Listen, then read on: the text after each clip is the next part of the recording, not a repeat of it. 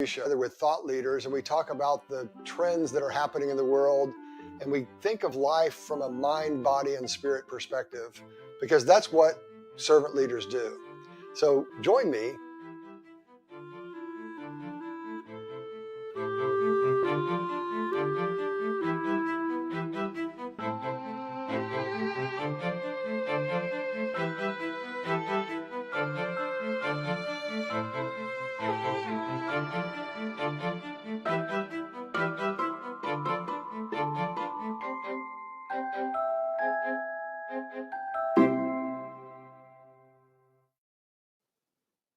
Well, hello, Trevor. How are you today? So good. How are you? I am doing great. Thanks very much for coming over on this beautiful Friday afternoon. Absolutely. The rain at least stopped already, but thank God for the rain, right? We need it. It is. It's crazy. At my house, we have this it's like a river that goes down because it's the city irrigation. And so when it rains heavy like it has been, it's like I have like a huge river. It's crazy. Oh, wow. Yeah. Very good. You fish in that? I have, there's a pond. Yep. We fish in the pond. Yep. Very good. I literally one year took a floaty and went down the river. I'm not kidding. Your own. It goes from being like 4 feet to literally like 50 feet.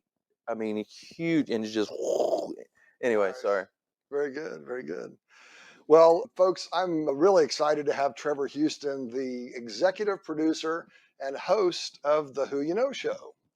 So, Trevor, I'm going to ask you really quickly, what is the top advice that you would give to a job seeker if they're looking for a job in Dallas-Fort Worth in 2022? All right. So, top tip, I would say it's who you know.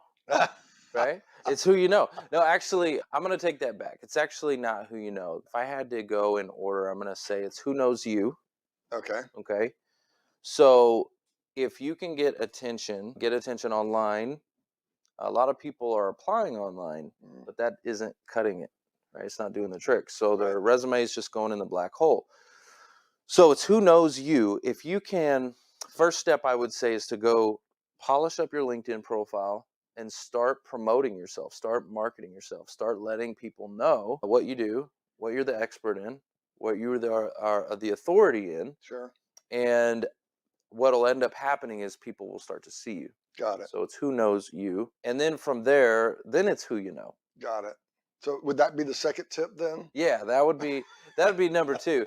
It's who you know. Right.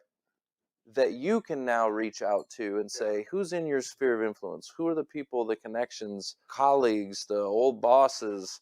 Who can you reach out to that you can say, hey, listen, I'm looking for X, Y, and Z, and see how you can add value to their life. If you add value to their life, they're going to want to help you. But yeah, so your network, your direct sphere of influence.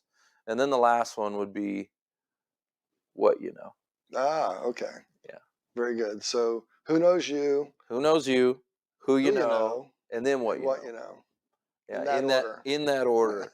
Yeah, your skills are actually the least, right? Because you're in the marketing phase, right? You're in the marketing phase, but it's also, think about that. Like in my life, it's always the people, right? If you really go back in your life and think about how you got to where you're at, it's usually not like the degrees and this and that. Okay, that's part of it, but it's usually the least part of it. It's usually you met this person and this door opened and you did this and that person connected you to this person. Like it is, at least for me anyways, it's the people in my life that are where the reason why I'm here today and in the position I'm at today. So perfect. Well, we'll get into more of that obviously as we go along. But I want to give a shout out to Chuck Vanderweel, who was on the board of directors of the Association for Business Technology Professionals. Yeah. When he brought you and Matt and Mark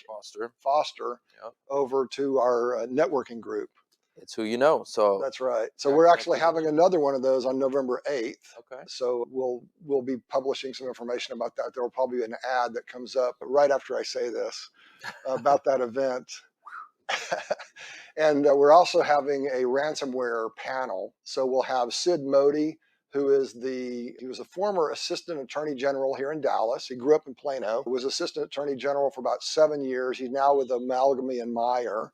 So he's going to give the federal perspective and the private perspective from what you should do from a legal perspective if you ever get ransomware. And then we have Mark Urbis, who is a former board member of ABTP, who for the last 4 years has lived in Los Angeles as the chief information officer of California Pizza Kitchen. And he's going to talk a little bit about his experiences. Clay Aina, who is the CIO at OrthoFix, and Toby Buckaloo, who's our president at ABTP, but he's also the interim CIO at Tarleton State University. So we have multiple industries, plus one of the top cops who are really going to help people out to understand what they should and shouldn't do. And right before that, we have 9 recruiters that'll have jobs, and they're looking for people.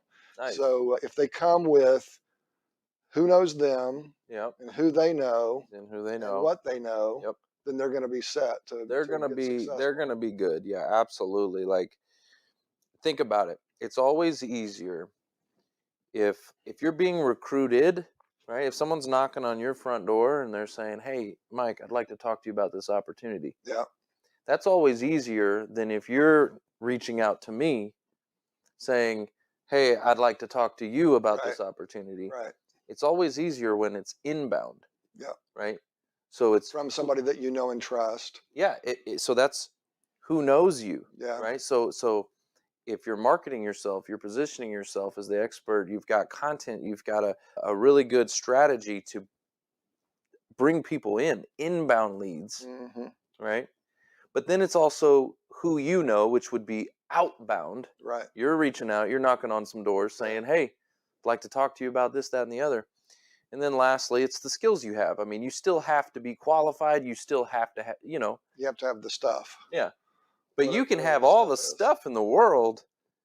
And if you don't know anybody and no one knows you, good luck. Yeah. Yeah.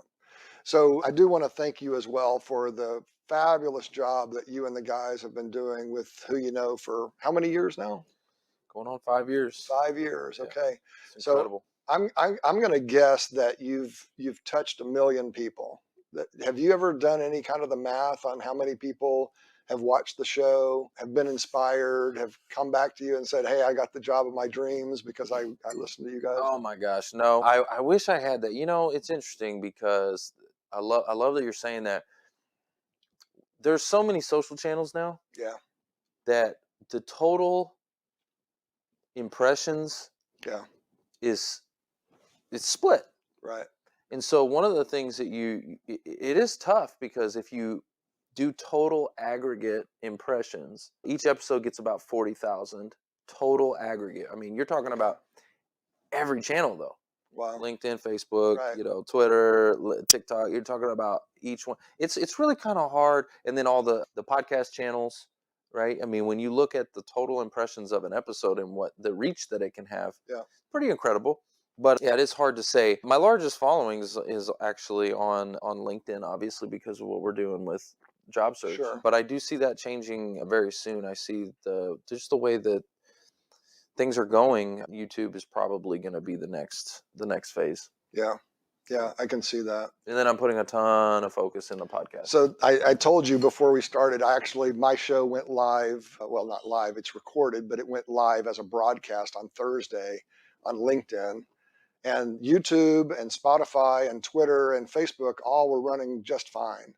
But LinkedIn, where my primary audience is, was not working. So I watched people come and go, and it was heartbreaking. Yeah. So we'll have to employ some of the things that you taught me to change where that thing is coming out. So I think that's a prudent point and well taken. So thank you. Mm-hmm. So this is actually not our first time to sit down. No, first, we've known each other for a couple of years because of the work that you do and also that we do with the Association for Business Technology Professionals. But at the Video Marketing World recently, how many interviews did you do in 3 days?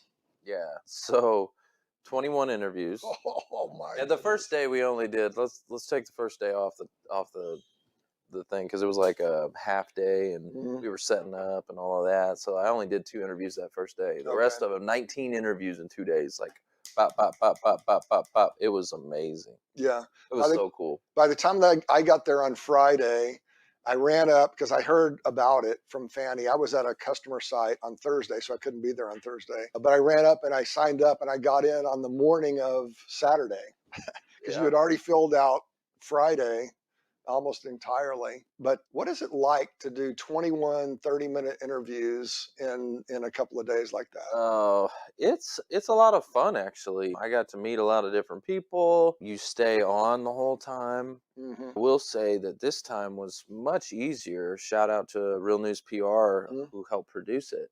And so in 2019 I did that, and I brought my own equipment and set it up and da da da da da, and like, so if you could imagine, you got your son behind the screen right now. He's doing all the switches, right? He's got the controls.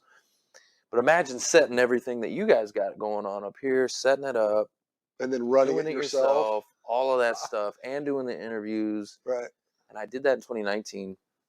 And that was a lot. And, we were trying to live stream it, which was the wrong move because you're dealing with hotel internet. Right. And so live streaming, you need a really good, you need Ethernet. You need to be direct plugged in. Sure. And so at the end of it in 2019, all the content was awful. It was awful. It was awful. But no one knew any different. I was the man of that. I was the man at 2019 too. I was like, everybody was like, like I had people coming up. Like it was awesome. Yeah. Even though the content came out like was crap. 2019 the first year that Video Networking World happened? It wasn't their first year. Okay. Actually, I think that was the first year Scott Simpson bought it. Okay. He took it over from another gentleman, and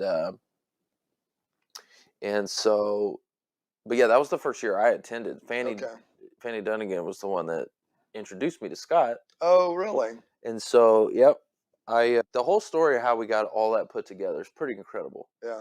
So if you got just a minute, I'll tell you. Sure, let's do it. So Fanny introduces me to Scott. So I had been doing the Who You Know show for maybe a year at that point. Mm-hmm. And I get introduced to him, and so I'm like, hey, Scott, come on the show. Because that was really the only value I had to provide, right? So it's like, hey, that's the first thing. It's like, how can I provide value to somebody? Sure. Because I knew he had something that was next level. And I'm like, okay. And I want in on that. Sure. So how do I provide value? Well, let me invite him on the show. So I invite him on the show. We basically do a commercial for him, a big, promotional thing for him. And I'm like, I love it. And I told him, I was like, hey, you know what? I'll even run your commercial, your promo during our show for you. And so I gave him a free sponsorship essentially on our show, and we've run the ad. And I was like, I'd love to come out and maybe do live interviews at your conference. And he was like, you know what? I think that would bring a lot of energy. And he didn't charge me any sponsorship or anything. Because I was giving. Because you were doing it. Right. Yeah. And so, which is a theme of your life. Yeah. I'm just like, give. Yeah. So I'm like, yes, cool. So now, and then 2020, I kept trying to connect him with people. I'm like, okay, I need to push power to power, right? Let me see if I can connect him with people that maybe could be potential speakers. And I did, and I connected him with Ethan Butte, who is the chief evangelist for BombBomb, which is a video software tool. Yeah. Right. And so I connected with him, and Ethan was going to fly out and speak and this whole thing. So I'm connecting dots. And then pandemic 2020, right? So it goes online, which, by the way, they did an amazing job. They literally were scheduled for April. The world shut down in March. They were scheduled for April. For an on-prem show. For a conference. Right, and then they had to switch it to online, and they did a great job doing that. Yeah. So I got to interview Ethan during the online version. And then 2021, he invites me to MC it. So I MC'd the conference in person live again. 2021. And I'd never MC'd before. That was my first time emceeing anything. Yeah. And it was crazy. Fun though. And then this year we did the interviews again. The 21 interviews. Yeah. Yeah, that was pretty amazing. So the fun thing from my perspective on being a host is to help people like you get introduced to the world from a you perspective, not necessarily the guy that has the show and is doing all the stuff. Mm-hmm. So I enjoyed sitting down and being interviewed by you. And one of the things that we're going to do later is actually what I do, which is leadership development. I'm going to go through your insight guide. Okay. But it was during the interview that we started talking about some of the things that you were noticing about how you were behaving towards certain people, and you asked me to tell you some things. Yeah, So, I got some growing up to do. Okay. well, we're all in that yeah. spectrum, right? I got some growing up to do. I mean, I'm not shy to admit that I have a lot of flaws, right? And you always see online, you see all the highlight reels, people looking da da da da. You don't, you know, you don't see the real deal. And so I'm trying to be as transparent as possible and put myself out there in a I think you do that regularly on your show too. Yeah, I like to put stuff out there.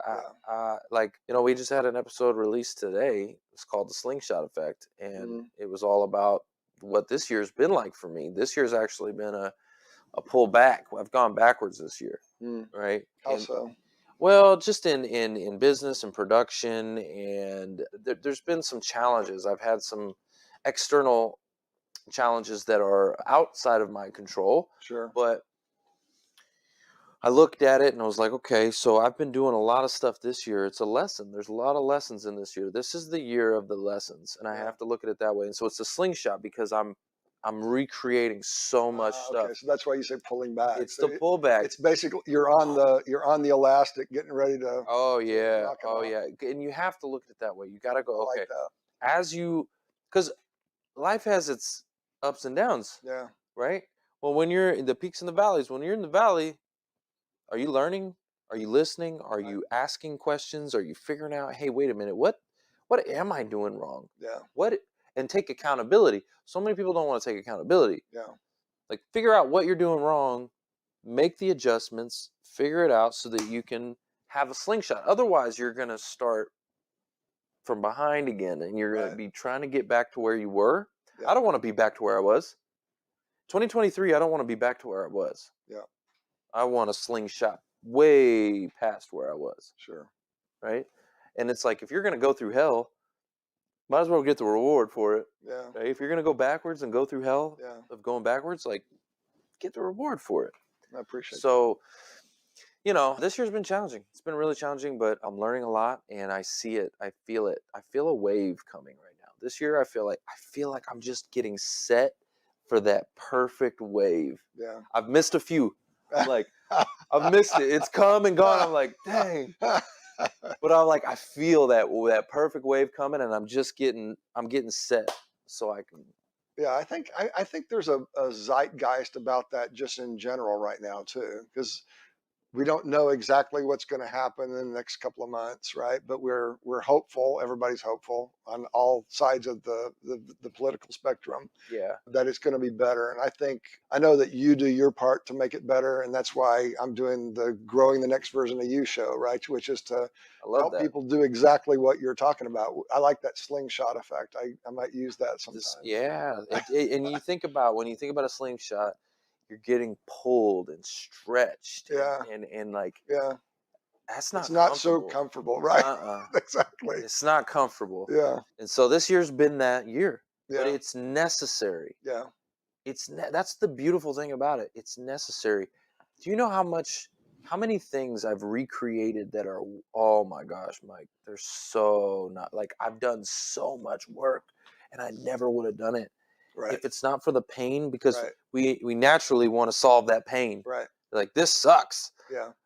I don't want this anymore. Like, so you start going in and just, I go to work recreating and I've created stuff that I'm like really proud of. I have a course that's going to launch next year, and I've got a bunch of stuff in the works that I'm like, I'm really proud of, and I wouldn't have done it. I would have kept making excuses about timing and yada, yada, yada. You What's know the how name? long? What's the name of the course? The name of the course is the Career Transition Academy. And then it's actually multiple courses in one. So you'll have one that'll be for career transition folks who are needing to level up, Mm-hmm. get back to their cash flow. Yep. And that one's the kind of big, grand course, okay? But I can actually, I've made it so where I can break it out in bite-sized pieces and Sure. do mini courses. Sure. You know, so yeah, I'm excited about it. There's actually probably 5 courses within the whole, Okay. the big one.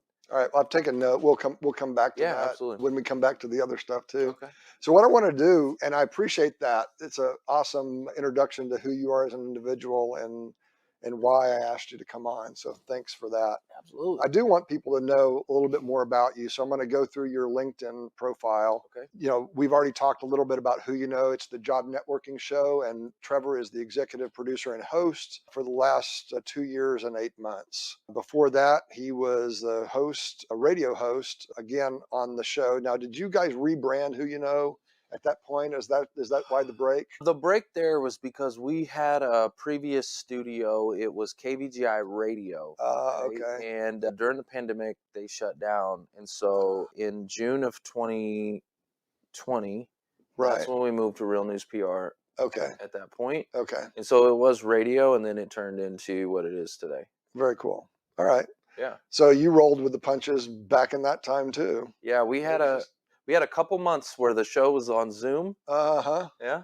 And Games, huh? yeah, and then and that was cool. Yeah. That was cool. I like seeing all of those things, and Yeah. you're documenting a journey, which Right. is so cool. Yeah, that's if you go to my YouTube channel, you'll see I have some old videos from other things that I've done in my life. I left them there for that same reason. Absolutely. Because you can see, first of all, there's a technical progression, right? So you were shooting at 480 or whatever back in the old days, and then so the quality gets better from a technology, but also you get more polished and you understand how to do things better. And our first episode was awful. Yeah. It's so good. It's so good. I love it. It's my favorite. Like, my favorite episode's our first one because it was so awful. I got in a fight with our guest. Yeah. Like off air after the show, we like not fist fight, but Right. we were arguing. Our guest who we brought on, like, they weren't happy. oh no, they weren't happy, and I wasn't happy with them. We were just going back and forth. It was awesome. Well, hopefully we don't diverge into that. No. So, but you're also the founder and CEO of ClearPath Wealth Strategies. Yep. So what is ClearPath? It's a financial services firm, and Okay. and yeah, we get to help the career transition folks. What I noticed was Okay. they're going through the biggest financial transition of their life. Yep. You get all of your, most of the things that you get help with are at work. Yep. You got employee benefits, retirement, insurance, all those different things. So they have to backstop with something while they're looking. Yeah, you typically will have a gap, or you have areas where you don't have anything at all. Right. And then they just don't get help. Yeah. One of the biggest things that I found was that, the way we're conditioned, it's a conditioning. Like, if you think about the 401k, Right. right? Set it and forget it. Right. Comes out of your paycheck. Right. Right? You just don't think about it, right? That creates some issues. Sure. That creates a lot of issues. Well, because depending on the strategy that you use to set it, it may change. Absolutely. Times change. In the 5 or 10 years since you set that. It's also just bad conditioning from a management standpoint. Like people just aren't, they don't think about that stuff. So anyways, it's an advisory. Yeah, we get to help people, really understand what their options are. Okay. Pros and cons. We see a lot of pitfalls. Yeah. People go through a lot of stuff like that, and so that's what we do. We get to help people with that stuff and figure out what's the best options for them as they're going through that transition or after. I tell people it's really before, during, and after a transition. Sure. And so that's what we do. Perfect. Mm-hmm. So, and you're not a newbie in this either. You've been with New York Life Securities full time since June of 2015, and did some other things before that. Yep. Do you want to go into those things today, or do you want to just stay with what we've got? I mean, I'm an open book. You know, we started the again, we got a lot of questions when it came to the job seeker community about those financial topics, and that's why we created Clear Path Wealth Strategies, was to specifically focus on those areas that people had questions. Perfect. So it is a completely separate and independent business from Who You Know. Right. A lot of people see that, but if people have more questions, they can just go to clearpathwealthstrategies.com. Perfect. Awesome. So why don't we transition into what I think of as kind of like the meat of this, which is the details about who you are. All right. So let me set this up just a little bit, Okay. because Do I need to take a drink? you're already taking a drink, so we'll have one together. Here you go. Like, okay. Like, he's gonna tell y'all some stuff. No, I'm not gonna. I'm gonna get to tell you all the beautiful things. So this is one of the most fun things that I get to do in leadership development, which is to sit down with an individual executive and walk through their insight guide. So being Gallup Strength trained about, I don't know, 7 years ago or so now, I've done this with about 3,800 people over my leadership development career. So it's one, but like I said, it's one of the highlights. Gallup Strengths actually tells you what you're best at, right? And their whole point is that if you take what you're best at and you use that as the lead on your career and on your life, then you're going to be more successful, because it's what gives you energy, because it's what you're good at, what you're best at. What God made you to be good at, is the way that I think about it. You know, other people may have other perspectives, but the point is that it's the way you're made. Right. And then the insight guide in particular, the reason I had you do the all 34 report instead of just the regular Gallup top 5 strengths, is this one is more of an in-depth analysis of who you are based on all your strengths and how they are correlated. So here, I'll give you your copy of it. Okay. You've got a pen here somewhere. Yeah, I got it right here. Okay, great. And then, so Trevor's strengths are strategic, achiever, ideation, futuristic, and focus. So that's your top 5. So you and I have 2 in common on the top: ideation and futuristic. Okay. Now, futuristic for me is in my top 10, but that's how it kind of comes together. So the reason I take note of that is because I know that not only do I like you, but now I know that we have something in common, and we can both think about what is good for down the road, and then we can both come up with lots of ideas about how to get there. All right. So that's the futuristic ideation. Your first strength is strategic, which is also a futuristic thing. It's about, how do I get to where I want to go? Yeah. So whenever you talk to people on who you know, about where they're going and all that kind of stuff, you do that from the core of who you are. It's just natural to you. And then achiever, you like to win. Oh yeah. Right? You like to drive, and that's primary why you've been in sales all your life, right? You're good at it. You're good at it because you want the result, which is either the money or the accolades or those kinds of things. I wasn't always good at it, but really? Yeah. But you were. You just you didn't know how to use it. So I didn't have, again, the people. Remember I said the people? Yeah. So I started my sales career was in sold electronics, and then I went to Harley Davidson. I saw that. And people were crazy there. The people were crazy. It's a whole culture. Oh yeah, it was crazy. I got literally my first week there, me and my trainer got in a fist fight. Okay. And I was like 20 years old. Goodness gracious. Yeah. It was like biker, you know what I'm saying? Part of the deal. You had to go there. Oh yeah. This was did like, you win? Yeah, I did. We actually both came out with a shiner, but no. So That's great. So no, but and I wasn't good there because I was in the wrong environment. Sure. I had the wrong culture matters. Absolutely. Definitely. So then I went to Hyundai, and I had a leader there who, he was like a drill sergeant, and he really just lit me up, and but he believed in me, and he was he coached me. Awesome. And we became, like, I tell people, almost like frenemies. Well, no, it was like Bill Belichick and Tom Brady. Like, he would, yelling at each other, but there was a relationship, and yeah. there was an in-your-face relationship, but there was also respect. Yeah. And I would run the play that he would tell me, and I would score the touchdown. You know what I mean? I was winning the championship, so I became a high achiever. So the way that Gallup works is that it's not, you don't start out with strengths, you start out with talents. So Mm, they're really giving you an inventory of your talents. okay. But the way that you develop a strength is by naming it, aiming it. So you have to know that you have it, Mm. aim it at things that you want to do, point it, and then claim it. Basically, or no, claim it, aim it. Oh boy, I'm blowing it. And we are going to cut this out. Cut.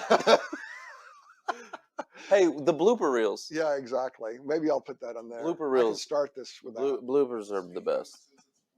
Your mic has been covered by your jacket the whole time. Is that better? Okay, sorry. So too, just to FYI for everybody, because this is not live, right? Like we're not live, No. right? We're just recording, and there's gonna be edits. Totally say that kind of stuff, right? Because it's not live, Yeah, exactly. and even if it was live, especially if it's live, You wouldn't be able to hear it. but yeah, like All right, so it'll be just better. call stuff out. It's all good. All right, so Anyway. we're gonna start over. So the whole thing is that you start out with talents, but what you have to do from a Gallup perspective is you have to name it, aim it, and claim it. Name it, aim So it, you claim name it, you say, I am an achiever. it. You aim it at what it is that you want to achieve, Okay. and then you claim that as the way that you are. Okay. So what about So- strategic? How would that work? I am strategic. You have a bent towards strategic, but until you start exercising the muscle, it's just like working out. Yeah. You're not going to be able to be really super strategic, Okay. right? And we'll get into more of the definitions here in a second. And you have focus, which also is a really powerful strength because you can ignore everything else in the world, but you'll get that done. Whatever that is. That's how oh my gosh, that's the only way I'm going to get it done. You want to know why? It's funny that they put focus as the strength. No, what it really means is I'm ADD. It means that's the only way because there's so many distractions and I'm easily distracted that Right. I have to shut everything else Well, I mean, it's down. a sign of intelligence because these are all things. It's like you have a lot going on in your mind, Oh my gosh. but you're also able, because of the way that you're made, to focus that on getting a particular thing done. Yeah. And ignoring everything Oh, else. I will ignore everything else. All right. I can't that's where you work. multitask. Okay, so the reason that I had you do the all 34 is because the top definition here for strategic is this. It's people who are especially talented in strategic theme create alternate ways to proceed. Faced with any given scenario, they can quickly spot the relevant patterns and issues. So that's a side by side with ideation, right? Mm. So the way it's written, but that is the shared description that everybody that has strategic is. Now, what they do is because they've taken the time to take all those questions and they've listed you from top strength to what they call lesser strengths. In Gallup, there is no weakness; it's just lesser strength. Okay. So they ranked you all the way from the top to the 34th strength, and the bottom strengths are called lesser strengths, right? Otherwise known as weaknesses. Okay.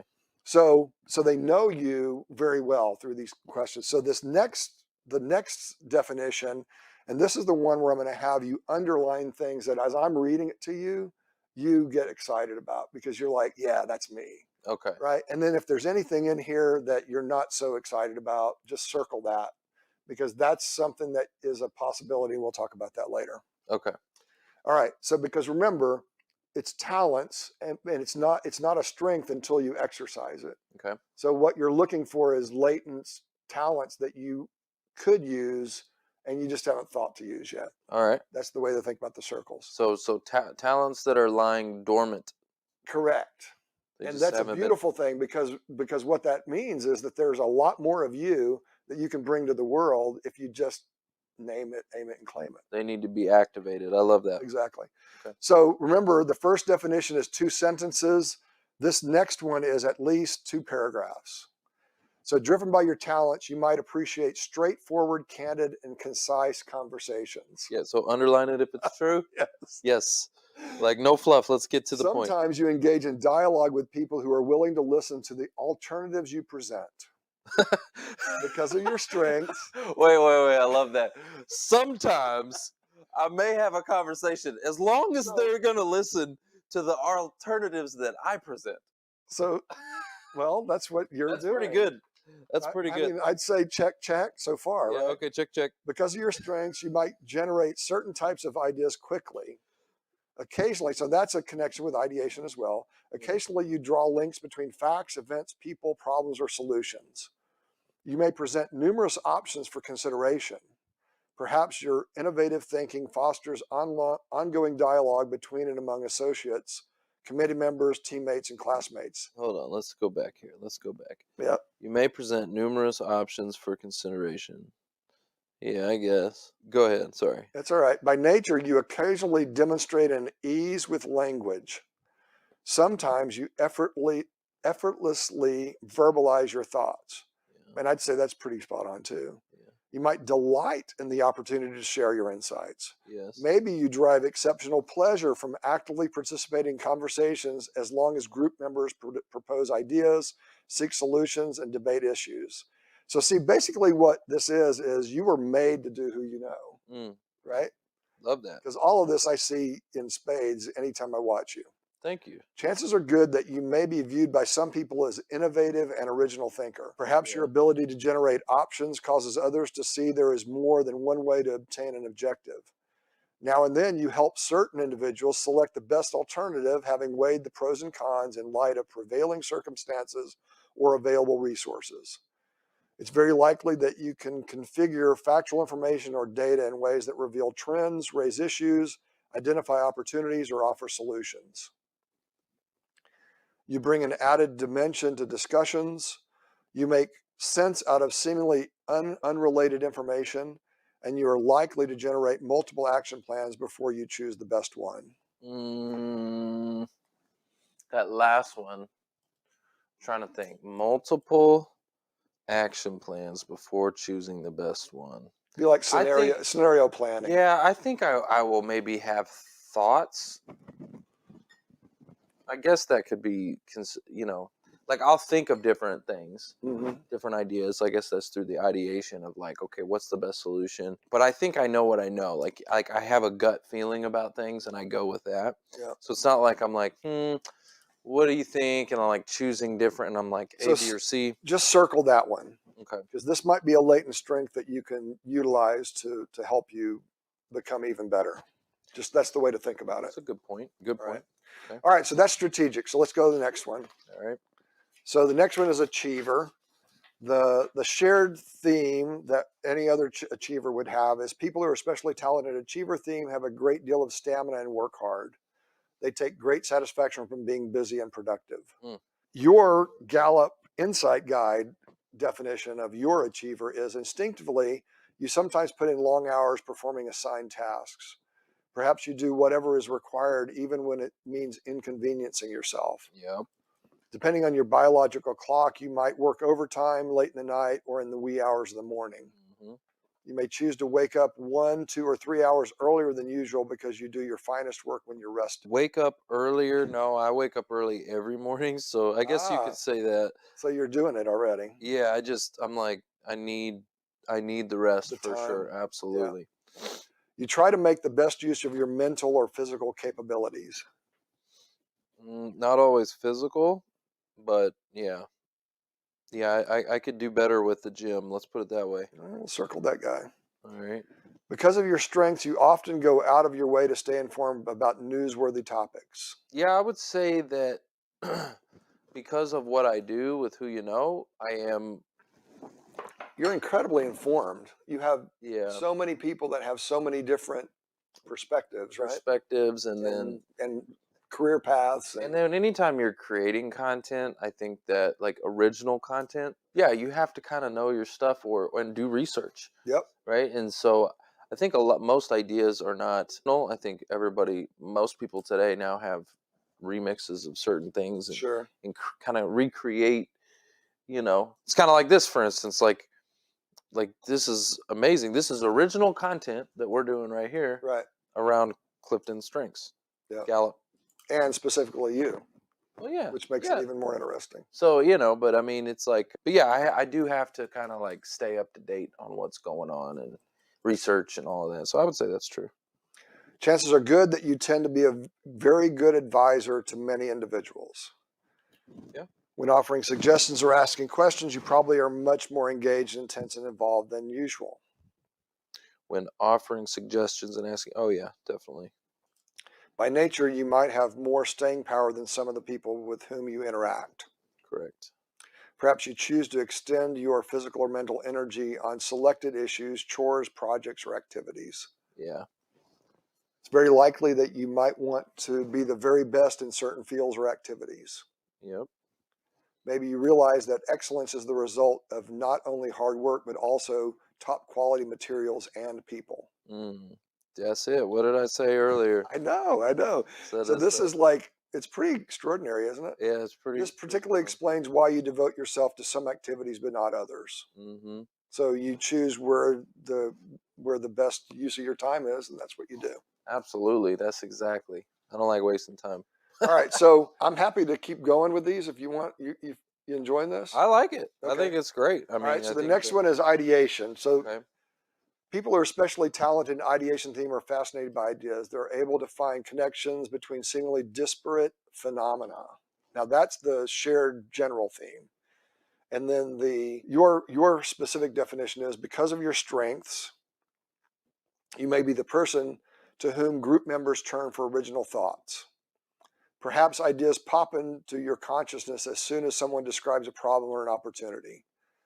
Instinctively, you might welcome opportunities to exchange new theories, innovative thoughts, or intriguing concepts. Mm-hmm. See, I see you do that regularly. Yeah, this is. Perhaps the original thinking of individuals stimulates your creativity. So you riff with people really well, right? It's just like it's a natural talent that you have. Yeah. Perhaps you lose enthusiasm or become bored when you're forced to follow standard operating procedures. Oh, more than bored. I'm like, yeah, like come on, seriously. I don't want to be put in a box, like, you know what I'm saying? And so that's. Let me tell you something. And this is interesting right here. I was having this conversation the other day where I'm like, my entire life, one of my greatest gifts is the fact that I'm outside the box. Right. And I can really see things from different perspectives and lens and come up with solutions and ideas and all of that. Right. At the same time, it's also one of my biggest weaknesses, I feel, because it's created a lot of friction. Yeah. Because I challenge things. And you see it so clearly. I see it so clearly, and I'm so passionate about it. I'm like, da da da da da. And like, when it comes to leadership, and they see this, and it becomes like a challenge, like, it's caused a lot of friction in my life. Sure. So, and this reminds me, when I was on your show, Yeah. the reason we're doing this is because you said that you had a relationship that didn't work out, Mm-hmm. and that at some level you were too much of a hard ex. You know, I don't remember exactly what you said, but I think you said that. So, and I said, well, so basically what that means is that sometimes, because we are a certain way, we overdo that, right? So in Gallup, another thing that they introduce is balcony and basement behaviors for your strengths. So while you and we both share this one, so I own what you just said too. Okay. And I get sideways with people pretty easily too if I'm not careful. Mm-hmm. I also have maximizer. That's my Germanic side, which is just like, and that's what Paul and I were talking about earlier, right? It's like whenever it needs to be done, it needs to be done right and well and fast and on time. Right. You know, and it's just like all I can do to not just like get really upset when it's not. Now I got a little upset, but I didn't get super upset, right, Paul? But the point is that in those moments, you have to check yourself, because if you wait for somebody else to check you, then you've gone too far. Yeah. And what we as experienced leaders do is that we know how to get things done, right? And with people that are less passionate than we are, sometimes we push too hard. Yeah. Right. So the balcony behavior of ideation is the ability, like we were talking about at the front, to, you know, delight in generating new ideas and innovative ideas for certain tasks and all that kind of stuff. And when others aren't as excited about it as we are, to let them be. That would be a balcony behavior. A basement behavior would be to go after them and basically tell them what you really think about them because they're not as enthusiastic about what you are or whatever you're doing or whatever. So that's the way to think of it. It's like, what is the socially acceptable use of the strength? That's the balcony. And the socially unacceptable use of that strength is the basement. So what happens if you're out of control with your strength is that others will see your strength as a weakness. Right. Because they experience it as a weakness. Right. So the key is to look at yourself through the lens of the partner in the relationship or in the group or whatever, and then say, what do I want to be known as? Right? You know what I think it is too? Yep. Is when I have an opportunity to show people all sides. Yeah. Meaning, so the reason why we brought this conversation up was because my assistant of 6 years, she resigned, and Right. and so I kind of took that hard, and so I thought about, okay, where can I take ownership in this? Right. And a big part of the change was, pre-pandemic office environment, I'm able to show love. Like literally, I mean, in the morning, I'm like, give me my hugs, and we get my hugs in, and like I'm like, I want to give the rewards when the rewards are there. Yeah. But I'm also no nonsense. So if it's like, hey, listen, we gotta, but when things went to remote, right, and she was working at home and stuff like that, right, the positive affirmations weren't always there. Right. And so the only time I was reaching out was when there was an issue. Right. Right. That's it. Because and it wasn't all that because you're often. not going to call to say necessarily just to say thank you for doing what you need to be doing anyway. And right. So but Trevor should have been. Trevor, this is beautiful for our audience because right now we're still in a hybrid situation in most situations, right? It's a battle that it's going everybody's on. issue. It really is. And so like those micro touch points that you would get in an office environment to show people that you care about them, that you appreciate them, and they're valued, and all those things. Those little micro, they're so small, but they mean, right? And you don't get those little micro touch points in a remote environment. Yeah. So you have to force that. You literally just got to call them, I guess, and say, hey, well, just checking on you. Just want to see how you're doing. And I'm not really good with, again, wasting time, small talk, right. Because you're focused. Yeah, I'm like, so it'll be a week or 2 weeks because, she was doing amazing, actually. She was just doing her thing. Right. But the only times I would reach out was if there was something wrong. Right. And I think she felt that. And it over time, that became like a thing. So anyways, a learning thing. I mean, and I think the world's learning that right now. Sure. All right, so let's keep going. So maybe when individuals approve or disapprove of your contributions, accomplishments, talents, shortcomings, words, or deeds. Oh, I forgot the first part of that, which is by nature you sometimes are aware of opinions people have of you, and that's where we got into this. So driven by your talents, you may have more innovative concepts to suggest to the group than some of your teammates. Yes. Perhaps you use methodical reasoning to explain your proposals and present your ideas. Methodical. I don't know about that. I'm not sure about methodical. But well, circle that one because that may be something that you could add, and it might help you. Methodical reasoning.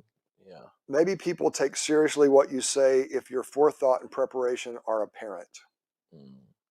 Now and then your ideas have such importance that they can influence or impress particular individuals. And I think, honestly, if if I look at the body of work that you have, the reason that people keep coming back to the show and are excited about it is for all of these things, right? Yeah. So one of the things too is to not necessarily dwell. This is a strength. Sure. Right? So this is something that you're really good at. You don't have to dwell on the basement behavior. Just know that it's there and then don't go there. Draw a line for yourself so that somebody else doesn't have to draw it for you. Does that make sense? Yeah. All right. Let's go to futuristic. This one's pretty cool too. So the standard explanation is people who are extremely talented in futuristic theme are inspired by the future and what could be. They inspire others with the vision of the future. So that's the generic futuristic theme. So that by itself is fine. If you get the Strength Finder 2.0 book, then you can get that kind of definition. If you want these insight guides, you need to get the $49 upgrade, which is the All 34 report. So that's kind of how it works. So your personalized strengths for futuristic is this.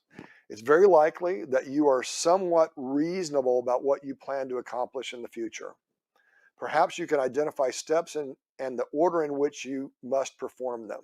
That's true. So let's talk about that a little bit with your slingshot thing. So is Yeah. that a, I mean, did you make a cognitive decision to slingshot, or was it things happened and then you did it? So how did that come about? No, it was definitely, well, no, things happened, and then during the pain is when I decided, okay, let's double down Okay. and turn this into a slingshot, Okay. because you can let it happen to you, Right. or you can use that as rocket fuel and just launch. Yeah. And so yeah, it was like, okay, 2022 is not great. Okay, how do we leverage that? How do I Sure. actually make that a strength and not a weakness? So Right. I can look at 2022 as my foundation building. Like, this is what I it's like, let's go back to square one. Let's build the foundations, and let's build them bigger this time. Let's really do it right. Perfect. And in order to remodel the kitchen, you got to rip out some cabinets. Exactly. You know what I mean? And There's so always the destruction period. that's this year, and I'm like, okay, cool. But like, I'm looking at this like we're ripping cabinets out. Yep. So it looks a little ugly this year when you look at it right now, but next year's going to be beautiful. And the next part is, to some degree, this improves the chances of reaching your intended goal. Chances are good that you might create vivid mental images of what you plan to accomplish in the next weeks, months, or years. Yeah. So what is that at the end of the slingshot as you're being launched? What does that look like for you? Oh, we're creating a big problem, a good problem, positive problem, impact. Okay. So this course is literally, it's a $4,000 value, Right. Total, all in. Yep. Now, I'm going to do something that I may regret. I may regret later, but I'm going to create a big problem. I'm literally going to give it away for free, the entire thing, with there's one catch. The catch is a campaign that I'm launching called Pay It Forward. Mm-hmm. And so essentially, in order to get access to the course and all the materials and everything that go with it, they have to send me 3 people. And so those 3 people I'm going to train to send me 3 more people. Okay. And those people, and so what happens is the math on it exponentially gets crazy. You do that just 12 times and it's over 1.5 million people. Wow. So I'm literally trying to create such a crazy problem before I ever actually bring it to market and actually start charging for it. Nice. And so I've already been testing it, and it works really, really well. People are like, wow. And they're like, anyway, it's exciting. It's exciting to see when I launch it, the problem that it can, the impact that it can create. Like, Right. that's what it's going to do. I literally want to give it away until I can't take the demand anymore, because it's not just a course. There's actually group coaching and one-on-one coaching, and there's support that goes with it. Sure. There's actually work that we do on the back end. So it's actually going to cost me money to give it away. Right. It's not, anyway, so I'm excited about it. I want to do it until I can't do it anymore. Mm-hmm. But that means that's the time. At that point, the demand will be so large that hopefully I can even charge a premium for it at that point. But Very cool. And I'll have made an impact. Well, that's a futuristic way of looking at things, which is exactly what we're talking about. Yep. So by nature, you sometimes envision mental pictures of what you want your world or yourself to look like weeks, months, years, or decades from now. Mm-hmm. Because of your strengths, you may sense that your life has deep meaning with remarkable vividness. And you've talked about this several times, so I'm going to go ahead and go there. So you you're not a victim, right? Something happened, it bothered you, and you doubled down on the victor side. So it it says, I can do all things through Christ who strengthens me. I used to be a victim. Yeah. Absolutely. So talk about that. Yeah, I used to be a victim for sure. Yeah. So how'd you get out of that? my father, Okay. I was talking a little bit before we started airing, growing up with my mom, as a teenager, doing drugs and with my mom and getting in a lot of trouble. I was in and out of juvie, and I was actually a felon by 13. Wow. At 13 years old, I was a felon. Luckily, that is on my juvenile record, and you can't see any of that. So thank God for that. Expunged or whatever they call it. Yeah, you can't see it. So it's a beautiful thing. I'm so grateful for that, by the way. The other day I was going through and I was doing this application for some licensing, and all of those questions, have you been convicted of a felon? And and I'm clicking on them. I'm going, no, no, no, no, no. And I can legally answer no to all this stuff. And I'm like, thank you, God. Thank like God. I was like, God, this could have been so much differently. Yeah. What if I had to click yes to some of these things? Anyways, I had a pretty rough childhood, and I did have victim mentality. You couldn't tell me anything. Because I think a lot of this stuff was true. I still had this outside the box thinking, all of those different things, but I'm young and I didn't have structure. Focusing it in a wrong direction. I say that all the time. Yeah. I had a lot of energy, and I needed a positive place to channel my energy. Right. And I was channeling my energy in all the wrong places. Yeah. And I had all the wrong people. Remember, I said people's a strength. I had all the wrong people around me. Yeah. Those were my role models. Yeah. These really bad influences. Yeah. And so I was getting in trouble, making mistakes. Actually, juvie was a great thing for me because it scared the crap out of me. Like, jail scared the crap out of me. Right. Like, I thought I was hard. Then I would get to jail. I'm like, I'm not hard. Like, there's a bunch of criminals around me. They're like, eat me up. So, and then I went to my dad's, and my dad taught me discipline and structure and accountability. And like, I just learned so much about that. But I did used to be a victim. I was like, you can't tell me nothing, And now that I know both sides, it's another one of blessings, is that because I've lived both sides, like, I could smell victim. I'm like, yeah. Like, take accountability. Yeah. You know what I mean? Like, quit that. It's not going to get you anywhere. Was Richard Miles on your show? Richard Miles. Has that broadcast? Yes. Well, on the podcast, no, but yeah, it's on YouTube and on our other channels. Yes. All right. So the gentleman that I'm referring to, Richard Miles, has started. Is it the Miles Foundation? Richard Miles. Miles to Freedom. Miles of Freedom. Yeah. He was wrongly incarcerated for 12 years or something like that. I think it was like 20 something. It was, goodness gracious. For I'm murder. Actually, he and I have been talking about getting him to come out here for this show as well. But inspiration. I was blown away by his humility and his ability to forgive. I mean, talking about somebody that was literally a victim. Well, and he said, he was a victim. Yeah. Like, truthfully a victim. Yeah.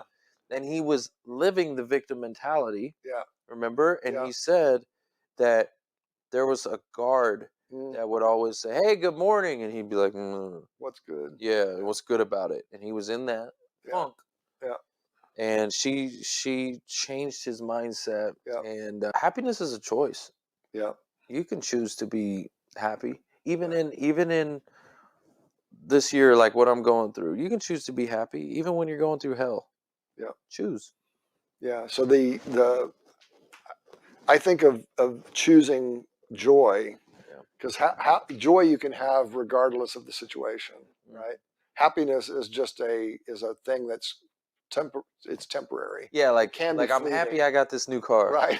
But a year from now it's not new anymore. Right. It's like, it's my car. Yeah.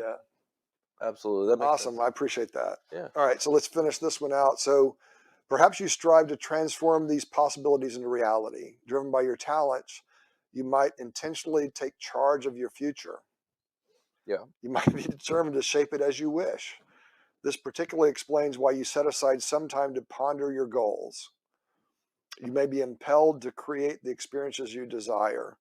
To some extent, you might agree with the notion if you if you can think it, you can make it happen. Oh, absolutely. That's 100%. Like I think about everything that we had. Like somebody thought of this glass. They thought of that mixture, however you make, alcohol. They thought of this. I mean, everything. We are created. We're made in our Father's image. Yep. Father's the creator. Yep. And so if you can think it, you're absolutely right. That's right. Like meta, we're going to be in the, I mean, think about it. Seriously, we got electric cars. Yeah. They got flying cars too, by the way. They got all this stuff. Jetsons is here. We just have, it's not mainstream yet, you know what I mean? But they've got like the drone cars. Right. When you think about just, we're pretty powerful, man. Mankind's powerful. If you could think of it, you can definitely do it. Yeah. But you know what you need in order to make it happen? Here's what I've realized. Because I have amazing vision, big vision. You can't do it without people. You can't do it by yourself. Right. You've got to be able to cast that vision. And that's an area I'm still learning, is casting the vision and getting other people to buy into it and help, support, and like come together. Yeah. Because you can't do it on your own. Yeah. Well, in the New Testament, it's talking about Abraham and basically being the father of many nations because of faith. And the second part of the scripture, it says, because God says things as though they were that aren't. Now that's the King James Version. So the modern English translation is that he brings things into being that aren't. Right?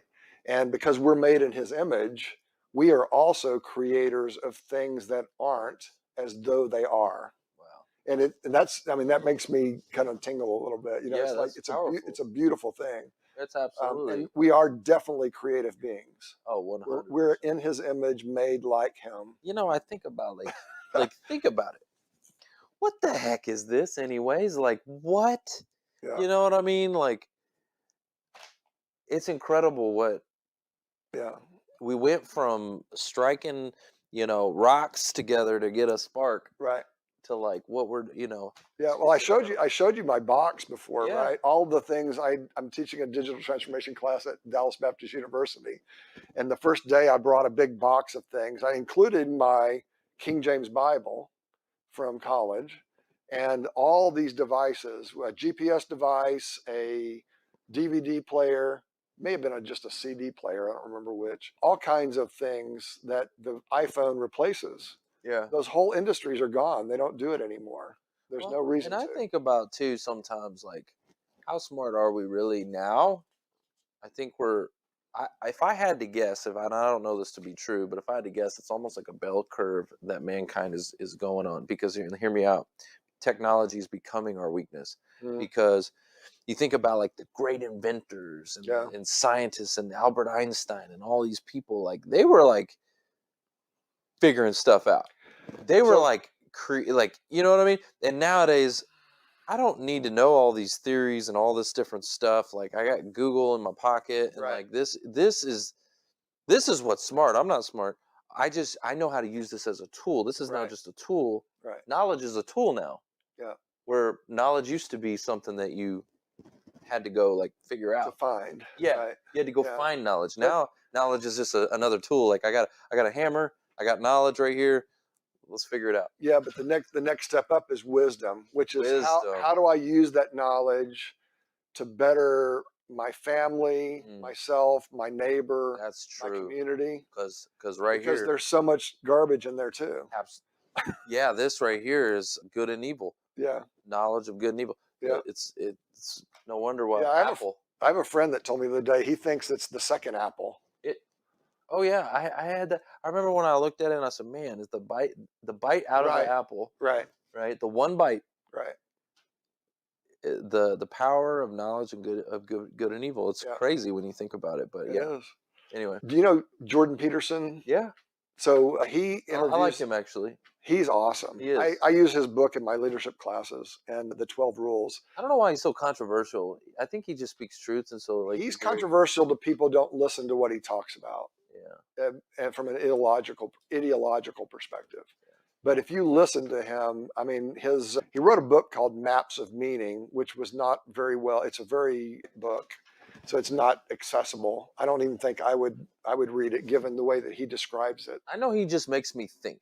He is that. a tremendous thinker. Well, he has this guy on his podcast named Ian McGilchrist, Okay. and he's on there for 2 hours, and he's talking about this latest book that he's written but hasn't come out yet. Mm-hmm. And Peterson has seen the transcript of the book. It hasn't come out yet, and he's blown away by this guy. So this guy is a scientist, and he basically has in that in the modern society, we're kind of putting our right brain to sleep, because the left brain is what, most people are right-handed, so the left brain is the logical, scientific side of our being. The right side is the side that, as McGilchrist says, when birds are looking around the world, they can see what the world is, but their left side of the brain can distinguish between a rock and a seed, right? So we have two hemispheres to our brain because it's necessary for life. Right. For lesser animals, it's so that they survive. They're not so focused on getting the seed that they're not looking around the world to see that hawk that's just about to come and land on them while they're getting the seed, right? That kind of thing. Yeah, it's like yeah. So it's the bigger function kind of part of the brain. And because we have been so focused for the last 200 years in breaking things down to smaller and smaller and smaller pieces, that we're putting the spiritual side of ourselves to sleep by the way that we're focusing on the stuff and not what we are. So chew on that a little bit, and Yeah. I'll send you the link to that podcast. I guarantee it will blow your mind. Well, and I also think, to your point, there's so many distractions now. Mm-hmm. Like, I wonder what the stats are on how many advertisements you see or hear in a day. It's probably pretty remarkable if you had to think about, like, what is the average number of advertisements you see or hear in a day, where somebody else is telling you what to think, what to do, what to think. I mean, hell, let's just be real. Even on this show, I mean, every show, I mean, we talked about your events and things, like that was an advertisement. That's I mean, it's everywhere. No matter where you go, where you do. Like, I wonder how many. And it's almost becoming like you almost get numb to it. You don't even realize it's happening. Yeah. But you got advertisement, and you just, you know what I mean? I do. I'm going to go ahead and go with your theme. So like you, I have classes online. I actually just created one on how to create some advertisement. How to create something from nothing, and I'm giving it away. It's a mini course. It's only 5 minutes. Okay. But it's fun. I just did it because I was thinking about coming out of video marketing world. I'm trying to figure out how to get my content from hours to minutes, kind of things, right? So here in Highland Village, when we moved here, there were no trails. So I joined the Parks Foundation, and we created a plan, and then we got the plan funded and all that kind of stuff. So that was something out of nothing. We basically had to do what you're doing, which is I'm in a place where I don't have a trail. What do I need to do to get a trail? We got it funded by the federal government, so it didn't cost us anything individually. I mean, all of us pay taxes, but it took 10 years to get it done. Wow, that's amazing. Right? So that's something out of nothing. So that class is out there on .com. We'll give you the link later. But yeah, everything is advertising. There's an advertisement in everything, and so I guess where I was going with that is that, like, we're just distracted. I feel like that you're just constantly being bombarded every single day, and every day is getting faster and faster and faster because the speed of technology and the speed of information, the speed of what you're hearing. Think about what our brains have to process, what's actually going in every single day, how much information. And it's pretty remarkable. Like, I know they talk about stats where people are they're gonna see Alzheimer's going way up, because what's happening is our brains are doing this start stop. Mm-hmm. Like, we're talking about multitasking, and tasking is actually not good for your brain. Well, we don't do it. Yeah. We focus on one thing at a time. Right. Focus. And so you're going start, stop, start, stop, start, stop. Right. Every time your phone goes ding, and you're like, start, stop, start, stop. Your brain's just, and I think that's a big reason why we're seeing those Alzheimer's numbers going up. Mm. And anyway, it's interesting. I think people need to take time intentional time with peace and quiet, no distractions, just old school, like get a piece of paper and a pen. Because I will do that. I had a meeting the other day where they were talking about taking notes on a tablet and taking notes, digitally and this, that, and the other. And I was like, no, I'm sorry, I'm old school. And there's something about writing things down physically on paper. And also, if you're doing it digitally, there could be other distractions. So I like to be quiet, pen and pad. I still take notes on a pad. I don't even have to refer to them oftentimes because I have a mental image. I may not know exactly what I said or what I wrote, but I can remember better by writing.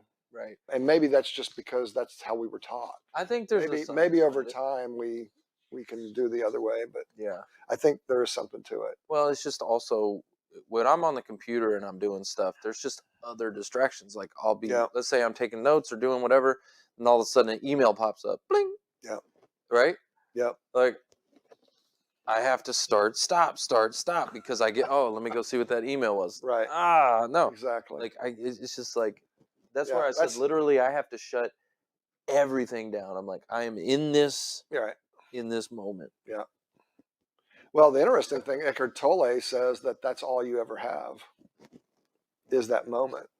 So if you allow yourself to be bifurcated or torn apart, I guess this is the easy way to say that, by all these distractions, that we become less human than we could be.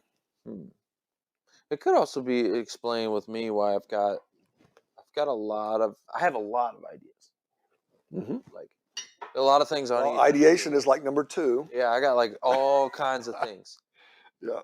And so for me, another thing that I've started doing is, okay, let's list out all those ideas. Yeah. Let's get it on paper. Yeah. Now let's prioritize those ideas. Right. Because again, chasing the new shiny thing. Yeah. And it's like, okay, yeah, that's it. That is important. There's a reason why I'm writing it down here. This is super important, but it's just not as important as this. Right. This is the important thing now. Yeah. And also, a lot of the times these things are projects. They're not tasks that you can get done like that. Right. And so it's like, but the beautiful thing about the way that you're made, you have futuristic and achiever to kind of balance out your ideation. Right. Just within yourself. Right. You have to be strategic about it. Yeah. Yeah, absolutely. Because you know that there has to be thought about how you get from point A to point B to point C. Yep. And if you keep on spinning on all the little ideas. And I still do a little bit. We all do. I do. But it helps to do that. It helps to list it out, prioritize it, and then every day go down those and say, how am I getting closer to this? Yeah. What do I need to do today? What's the task, the micro task that I need to do to get to my top goal, and then down that list? Yeah. The to-do items, the tasks. So anyway, that's what helps me. That's awesome. All right. I talked about one of my influencers, Jordan Peterson. I just listened to Lex Friedman interview Kanye West, who now goes by Ye. Yay. And I actually, so I don't know what you think about him, but I'm telling you, I gained a lot of respect for him in that interview. It's a couple of hours. There's sometimes, I think that guy, okay, so this is my feelings on him. He's also got probably a lot of these same qualities. He's visionary. He's a free thinker. But I also, there's sometimes where I'm like, what you're saying doesn't really make sense. There are some times where I'm like, that actually makes sense. And sometimes I'm like, bro, I'm just not following you. Like I'm trying to, because I respect it actually. I respect the free thinker. Yeah. I don't think anybody should be silenced or any of that. But sometimes I'm like, okay. And then you hear everybody talking about like he needs medication for certain things and la la la. And so I'm like, all right. He actually explains that in the interview. Okay. Tell me your perspective, because I think it could also. So I mean, I am not. I've never been into the hip rap music kind of scene. I grew up on country music in Houston, Texas, and then I did a show choir in college, and I worked at a performing arts hall and listened to classical music. That's not my scene either, but I've listened to a lot of different kinds of music, and I don't necessarily appreciate that kind of music. It just is what it is, right? So some to each his own. And then, you know, he was married to one of the most beautiful women in the world, not by standards, but by everybody else's standards, right? And he's actually, I mean, he is a bit full of himself. Oh, totally. But he's also, I mean, he talks about one of the things that he kept coming back around to is track record. Track record in most albums sold, most money made, you know, in the fashion industry, kind of taking it by storm and all that kind of things. And there was one other industry, I don't remember what it was, but so he is a very out of the box thinker for sure. Oh, he's out of the box thinker. But he also has some observations of the world that I think he is willing to make because he doesn't have to worry about it. Oh, absolutely. You know what I mean by that? Yeah. So when people are free to say things and not worry about it, it's worth listening to because I mean, he has pain and he talks about his pain. But anyway, I'd love it for you to hear it. And next time we go to lunch or something, we'll talk about it. No, absolutely. It's a good. I gained a lot of respect for him. I also see. This is, remember I told you I could see this earlier in this episode. I see right now, this may not always be, Yeah. but I see right now, I see victim mentality. With him? Yeah. Oh yeah, well Lex calls him on it. Yeah, I see it because he's, like you said, he was married to the most beautiful woman. Right. You know, and he's got these ideas and thoughts and all this stuff, and the world is kind of like trying to shut him up, trying to silence him, all of that. And he started going into, like, the video I watched the other day was him kind of going at the Jews and Lex takes him to task on that too. It's it is a phenomenal. Kind of pointing the finger at, like, now I get some of the stuff he's talking about may be true, maybe in Hollywood, right. And in some of these spaces, the Jews kind of run things. Listen, I don't know anything about that world, to be honest with you, so I can't even really speak to it. Right. I just know what he's saying, and you know, I've seen some different perspectives on it. But anyways, but I just see him, like, dude, and this is my opinion, like, bro, you got it made. Like, why? Why are you going there? And because he talks about, you know, the Nike deals and this, that, and the other. I feel like some deals got closed down for him. You know, he's creating Yeezy shoes or whatever. I don't know. Like, some deals probably got shut down. He got his, you know, his wife got taken from him by some weasel-looking dude. That guy, I'm like, really? Anyway, he was a Saturday Night Live comic. He looks like a. Anyways, I don't want to go there. He does, like, wow, to go Kanye or to go Kim, and that didn't match up. But anyway, you see that and you go, that's got to hurt too. Right. To go, wow, she left him for that guy? Right. That guy looks like a weasel. Anyway, so he's losing. He's not used to losing. Right. This guy's a major winner.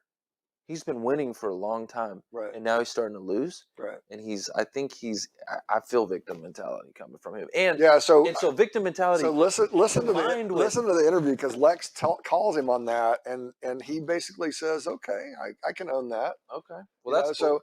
So it is a quality conversation. Yeah, I want to see that interview. Send it to me. Yeah, because I feel like if you take visionary, all of these, some of these like outside the box, and like you're a free thinker, and you're a billionaire, I guess. He's got, he's a winner, and like all these things, and you throw a little victim mentality in there. That's That's a kind of an interesting combination to throw in there. Listen to the interview, because I think he has a lot more depth to him than you'll hear. That's why I like long format, right? Because once somebody sits here and listens to you for an hour and a half, they're going to know you quite well, right? And I've enjoyed that part of getting to know you that well too. Well, I appreciate it, and that's part of the problem with social media and everything the way it is. Because you have long form, but you also have this extremely short form, and so they're clipping out little pieces, and so like even in this interview, I'm sure you could probably clip out a little piece where it make me look crazy. Okay, if you just ran that one. And just clip for the and dissected record, I have nothing against any Jewish people, right? Yeah, So yeah. just by saying that I think Kanye has some points, I don't agree with him on that point, and Lex takes him to task multiple times for it, and Right. finally gets him to stop it, at least in the interview. Listen, I don't So- know. I don't know anything about it, to be honest with you. He has observations about people, and this is Lex's deal is like, talk about the people. Don't talk No. about that they are Jewish, because it's not because they're Jewish that they're doing these things. They're doing it because they are doing it. And he didn't even give it a good or bad people kind of a thing. He basically said they are people and they're doing these things. Yeah. So talk about them and not about what their race is, basically. Yeah. And Well, it was I could see. Okay, so here's something else that I think is interesting. Right, is that stereotypes. Okay, stereotypes are there for a reason. right. Okay, they're not the rule. Right. Right, just because you have a certain stereotype about whatever doesn't mean that everyone is like that. But the reason why stereotypes exist is because there's a lot of truth in it. Well, there's patterns. There's patterns. Patterns that people get into. Culture. It's really, when you say stereotypes, it's really cultures, right? There are things that, white people do, that black people do, that different cultures Absolutely. do that are different. Absolutely. And you know what is a blessing of the way I grew up is I grew up around every different culture. Mm-hmm. I'm serious. I had black people, Yep. Hispanic people. I had the goth, okay, all black, fingernail polish. I had the punk rockers. I had the candy flippers, which were doing acid and ecstasy and all this kind of stuff, doing them all at the same. And they got the glow sticks and the right, and all of that. I had literally pimps. There were homosexuals in the house. Every culture I grew up with, in and out of the house. Okay, all of it, and it's a blessing, actually. And let me explain why. Because I'm able to identify and able to communicate with all people Types. Yeah. and able to really understand this main point right here, that we're all flawed, we're all messed up, each and every one of us. We're all just a bunch of sinners, all of us. And I don't feel like I'm better than anyone because of anything. Like, I just see people, and I think that, we all are the same color, right? You cut us open, it's red. We're all inside. We all look the same. Yeah.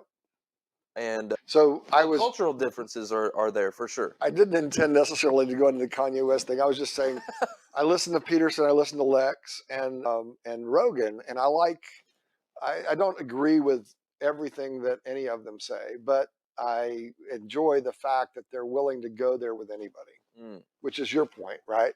Because you have to understand where somebody's coming from and allow them to speak and tell you what they think. Oh, I would love to sit down with like Kanye and just, and not even because of like what that would do for me. Yeah. It'd be awesome. Get him on the Who You Know show. Oh yeah, the show would blow up. But no, like, because the guy's got such an out there perspective on a lot of things, and it is a lot. Sometimes it's hard for me to follow him, and that I would dig into those things that when I'm like, wait, what did you just say? Huh? How did you? Where are you coming up? What? I would love to just, because I think behind it, there's brilliance behind it. There is. There's brilliance behind it. The guy's really smart. His dad was a psychologist. Yeah, he's really smart. And yeah, he's interesting. But it's also people used to think Einstein was crazy, right? Yeah, they did. They used to think Einstein was crazy. Yeah. And insane. They thought it was insane. And I think a lot of times the smarter you are, and the more of a threat that you are, especially in Kanye or whatever he's calling himself now. Yay. In his case, he's being viewed as a threat because a lot of the cultural things that are going on that people just would rather say, oh no, you're crazy, and let's silence this guy. Right. I want to know what he's got to say. I want to hear it. so that I can determine that for myself. Yeah. And I think from what I've seen so far, some of the stuff I'm like, yeah, let's do it. That's actually, I like it's. And then some of the stuff I'm like, dude, I don't even follow. I can't even, because I think his thoughts. There's so much. Maybe that's part of the problem. Is there's so much going on in there. Right. He has a hard time articulating it, which is interesting because he's a rapper. Right. Maybe that's probably why he's a good rapper. Maybe it's writing is his genius. I think so. Because he can take those thoughts and get them on paper. Yeah. Anyway, it's interesting. It's very interesting. Yeah. But speaking his thoughts, he's just in it. He's often well ahead of the conversation. This is one of the things to think about. And when you hear him say things that you don't understand in this interview, he unpacks it multiple times, and you're saying, "Oh, okay, start back there," because nobody's going to follow you to Slow hear. down. Right. Slow. Yeah. Down. And I think somebody's telling him how to do that, or he's listening because he's able to articulate. He was able to, and maybe it's because it's long format, and they just keep on going over the same thing over and over. Well, so who are there other people that are influencing you? That's kind of what I was trying to get to, because I want you to talk about. Okay, so I have this group that I'm a part of, and it's called Breakfast with Champions, the Millionaire Breakfast Club. And essentially, during the pandemic, this app called Clubhouse came out. Yeah. Which is an audio only, platform, and kind of like a live podcast. Mm-hmm. And so I got this call one day from this guy named Glenn Lundy, and he's a guy that I respect so much. He's doing a lot of the things that I want to be doing, crushing it. And I had him on my show, and he's 5 years ahead of me in where I'm at. I see he's 5 years ahead of me, right? Close enough to where it's like, I love it, actually. It's perfect. Not too far off. You can kind of taste it a little bit. Yeah, it's not like Elon Musk where you're like, I don't even know how we. Right. He's 5 years ahead of me. Yeah. Right. Actually, not even 5 years. We started at the same time. But he's 5 years ahead. But he just took off. He's 5 years ahead of me. Yeah. His work ethic is ridiculous. This guy's a machine. Anyway, he does a daily show. Whoa. Yeah, daily. Does he have producers that are setting it up? No, he does it all himself. Like, really? Oh my gosh, this guy's a machine. He's hashtag rise and grind, and he would do it at 5 a.m. every morning because there's no competition. Right. And everybody, and anyways, this guy's a machine. Glenn Lundy. Yeah. Like in 5 years, I did 300 and something episodes, and he had done over 1,000. Wow. Right. So he's 5 years ahead of me. Lundy? Glenn Lundy. It's 2 N's, so GLENN LUNDY. Glenn Lundy. And what's the show called? So the one that he did was hashtag rise and grind. Hashtag rise and grind, and now it's morphed into Breakfast with Champions. So I had him on our show. Super, one of my favorite interviews, and the guy's just absolutely crushing it, and loved the interview. We start collaborating, and I start again pushing power to power. Like, I'm helping him with some things that he didn't know about, which was crazy, because I was like, man, I had some things that I could add value to him, which was, because again, he's 5 years ahead of me. But anyway, I'm like, that's crazy. So I'm pushing power to power, helping him out, but I still see him above me in stature, in all of this. Like, he's above me, and respect level. And anyways, he calls me up one day, and he's like, hey, he's so excited. He was so pumped up. He's like, hey, there's this thing called Clubhouse. I didn't even know what it was. Okay. It just had come out. Sure. And he's like, Clubhouse, and and he was so excited. He's like, Trevor, I need you. We're gonna do this. We're gonna open up a room, and I need you every day of the week. Because remember, he's like, yeah. I need you every day for I'm not even kidding, for 3 hours a day. Yeah. And I was like, From 5 to 8 or something? I got to show up a little bit later because I was Central Time and he's Eastern Time. Okay. But I show up. I'm like, first of all, I was like, At least there's no video, right? It's just audio. no video. Just so everybody knows if they've not done it. You know, and anyway, so I'm like, this was a big ask. This was a big ask. And I'm like, and he's like, you got to get an iPhone, because back then it wasn't even on Android. Got to get an iPhone. I have an Android, right? So I had to go buy an iPhone just to do this. Mm-hmm. But I'm like, there was a million reasons to say no. Let me just tell you that right now. But he's Glenn Lundy. He's Glenn Lundy. I respect him. He's where I want to be. Yeah. And he acted as if he just struck gold. Like, could you imagine somebody just coming up and telling you, like, dude, I just found all the gold, right?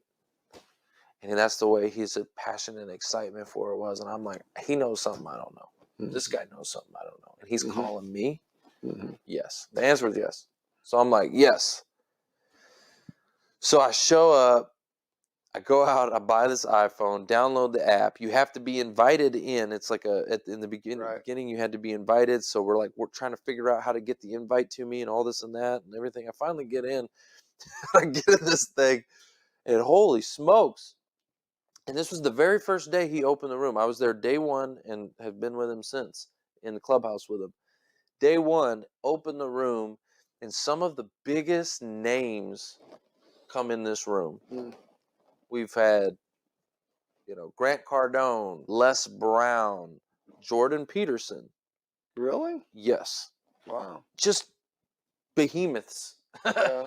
that come in, because Clubhouse was really smart. They paid a lot of these influencers to get in the app. Gary Vee, some big names are in this room. And I'm like, and the room blows up. There's like 5,000 people in the room. And I'm like, holy smokes. And he invites me and about 50 other people to be moderators. Right. So we're not just in the audience in this room. We're like members of this thing. We're like running it, and we have the responsibility of like running segments and doing and he's so smart. He created programming. So literally every single day for I think 10 hours a day, that room is going. Wow. Every day. Seriously? Yeah.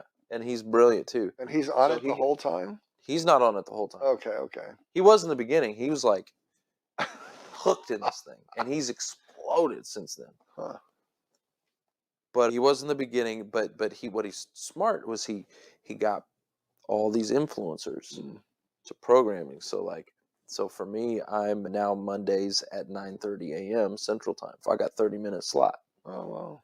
And so he's got about, I think now there's somewhere around 100 influencers who are slotted in.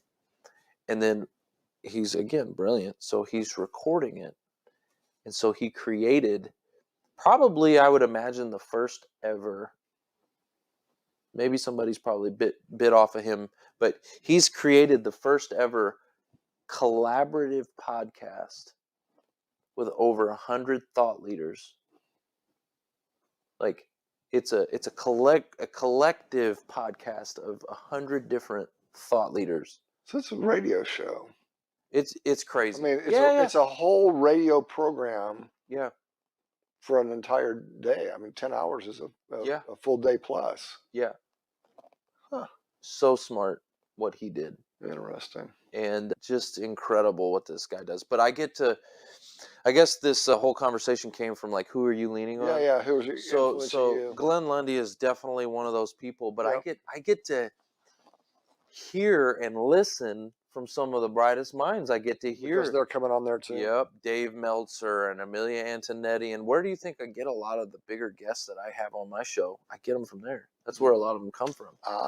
Because I'm in there and I get to build relationships with them, and I get to invite, hey, come on my show. And we do collaborations. I'll go on their show. They come on my show. And so That has been a game changer. And you know what? I said yes. Mm-hmm. I had a million reasons to say no. Right. Like, it was early, and I'm not in there for 3 hours every day anymore. I literally go in there Mondays at Your 9:30. segment. Yeah. But in the beginning I did. In the beginning it was like, oh my gosh, but I saw it. That first day when we opened the room, there's 5,000 people in there, and Grant Cardone is coming in, and all these people that, like, I'd been trying to network to get to Grant Cardone for 3 years. Trying to network to get to him, building relationships to get to him. I wanted to, because I have massive respect for that guy.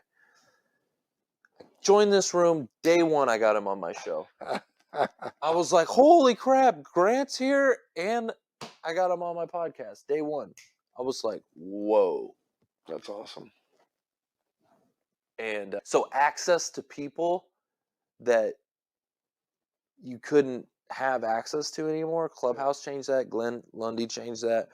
And so it's really cool. David Meltzer is another one. David Meltzer, this guy really changed my perspective. So he's like, if you can imagine Gary Vee, like, he's probably the closest thing I know to Gary Vee in the amount of volume of content that he's producing and coming out with. And he's got 15 different shows. And I mean, it's like, he's a machine of just, and I went and did a show on his podcast called The Playbook. And I fly out to Vegas, and it's at the Wynn Hotel in this Blue Wire studio, which is like a $5 million studio. Like, the nicest thing I've ever been in. And I'm there with him and David Meltzer, and he's interviewing me. And he did probably 8 interviews that day. Whoa. Yeah. Where do you think I'm getting that from? The batch recording. Right. Like, they're shorter, bite-sized. Right. Right? Like, love this, long form. Yeah. But I don't know how long we've been talking, maybe a couple hours or an hour and a half, something like that. But anyways, he'll do 15 to 20-minute interviews. 2 hours he could do. Right. Bunch, man. And he's 8 or 10 of them. He's recording seasons at a time. He just has everybody come to him. Fly into that studio and just pop, pop, pop, pop, pop, pop, pop. They come put show notes in front of him. Mm-hmm. Here you go, Mr. Meltzer, and I was like blown away by the way I viewed it. I was like, he's the asset. Right. Okay, so meaning, like, think of Oprah Winfrey. Right. Okay, like, the more time they can have a camera on her, she's the asset. Like, right. And I was like, looking at him in that way. It's the first time I ever had that perspective of like, wow, he's the asset. They want to keep a camera on this guy all the time, and they want to squeeze every second out of this guy. Right. And I was like, that is so cool. It was just next level thinking. That's why he's able to do so many different shows. Is because they go in and they do batch recording, and it's what TV does. Right. Like when you see, I don't know, Wheel of Fortune or whatever, or even like Steve Harvey show or whatever, a lot of these shows, multiple shows, they're doing a whole thing. Yeah. And so that's where he gets it from, which was super cool. But I learned that from just going and experiencing that. Yeah. And that's where it changed me, because I was doing a show every week, consistent. Right. Weekly show. Right. And then going to your show and being in the studio audience, that's what I mean. I do either 1 or 2 on Friday and 1 on Saturday. So and that's primarily because Paul is at UNT now, so he's not here all the time. But it's also good because people, it's after work and that kind of thing. Yeah. So, but yeah, I could do 4 in a weekend. But then for me, I'm only going every other week, so that's 2 months worth of content. Exactly. Yeah. Yeah. And you're 21. You have 5 months worth of shows. It's crazy. Yeah, I did 21 episodes in basically 2.5 days. Yeah. And like, so now. And I liked your form too. You actually had an online form that you had everybody fill out. So right. It was all kind of laid out. So your show notes were that. Is that where you got the idea? So I've been doing that. Like it was just Calendly. you know. Is that all it is? That's what's Calendly. Calendly, you can put 10 questions in it. Ah, So I build out. well, I have Calendly. Yeah, build out. So they're gonna pick a time and Yeah. register to be on your show. So make them go through and fill it out. And so they fill it out. And typically for our normal show, I will like do a lot more research. Sure. I will come up with my own, like a lot more questions. Yeah. But what I did at Video Marketing World was a lot shorter, quicker. I knew I was going to be on a time budget. Yeah. So I did just kind of go with and try to just hammer it out. And so, no, I really didn't prepare any. I prepared zero for that. Right. It was like, y'all need to prepare. You need to do the work, register, fill out your info. I'll have the thing in front of me and I can just go, oh, okay, cool. Like I don't know if you remember if we did that, but I'd almost have to tell them, hey, hold on one second. Like, let me look at this real quick. I'm like, okay, looking at what you filled out, you know. Right. I'm like, okay, all right, you read it, okay. There's stuff going on everywhere, and I'm like trying to focus. I'm like, okay, trying to read this, okay. All right, cool. Okay, let's go. Yeah. Yeah, no, it was good. You know? So at the very beginning, I asked you to tell me a little bit about what a Clear Path Well Strategies was. So I wanted you to go back and pretend that I'm somebody that's coming to you. How do you introduce what Clear Path Well Strategies is and what you do and what's in it for me, kind of a thing? Yeah, so typically what we'll do is I have what's called an intro call, just a welcome meeting, and it's 30 minutes. And what I try to do there is I notice that most Americans have never worked with a financial professional before. Right. Most people have never done that. They don't know what it looks like, right? They have whatever they think it is. Maybe they watched Wolf of Wall Street or whatever. Okay. The greed is good guy. Yeah. Yeah. And you hear, the Bernie Madoffs and, so I really don't know what someone's perception is. My perception of financial services was always very high. I actually had a financial advisor at 22. That's actually why I got in the industry.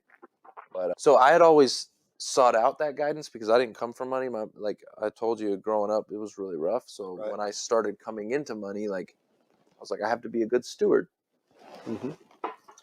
So I had a high perception. But then I got into the industry and I started realizing that like insurance and financial services were like that annoying, like the perception of public is like someone knocking on your door or whatever, and like just like salesy and la la la. And I'm like, wow, so dang, I don't want to be that. So what I wanted to do is first and foremost, let's figure out what are the most commonly asked questions people have. And that came through just repetitive meetings with folks, but I figured out what those are. And it's your FAQ meeting where you just lay that out for people. I just cut it and I'm like, I have the way we do things, and if we're not okay with it, I tell people it's like a first interview, literally. Like, hey, we're gonna cover what makes us different, what makes us unique, frequently asked questions. You can ask as many questions as you want. Hopefully, we can get to all of that today, and then if all of that aligns with you and you like it, we'll move forward to the next stage, which is where I'm going to ask you some questions. Okay, it's just like an interview, and when I ask you the questions, like for me, I'm looking for things like, do I want to work with this person? I'm disqualifying them just as much as they're disqualifying me. Sure. So it actually has to be a good match. Sure. Because there are some people that are, I tell people like this, there's two types of people. There's roses and there's thorns. Right?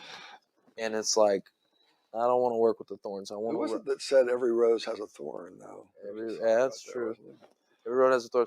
But it's true. It's like, I'm looking for the people that I align with. And again, remember what I said earlier.